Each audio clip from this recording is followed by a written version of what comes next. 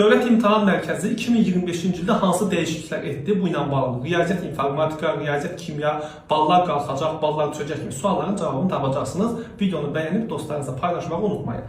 Getdik. 17 aprel 1 mayda mütləq 1, 2, 3, 4 bloklar üzrə qeydiyyatdan keçmək lazımdır. Bu mütləqdir. İkinci məsələ imtahan tarixləri 25 may, 1 iyun. Birinci cəhdin tarixləri bəllidir, ikinci cəhd üçün isə elan ediləcək. Niyə riyaziyyat informatika və riyaziyyat kimya üçün seçim şansı verilmədi əvvəlki kimi? Çünki Dövlət İmtahan Mərkəzi deyir ki, abituriyentlər vaxtdan düzgün istifadə etmirlər. Yəni haqqa girirlər və ya ki, nə edirlər? Riyaziyyat kimyanı seçirlər, sonra informatikanı seçməklə əlavə vaxt qazanırlar. Bunun qarşısını almaq üçün elədik. Təbii ki, abituriyentlər, valideynlər öz aralarında danışırlar, amma heç bir narazılıq olmayacağı üçün bunun dəyişdirmə ehtimalı çox azdır. Amma yenə də şikayət edə bilərsiniz. Yazılı ərizə yazmanız lazımdır. Videonu bəyənin, paylaşın. Bəlkə abituriyentlər yazdı, nəsə dəyişdi. Uğurlar.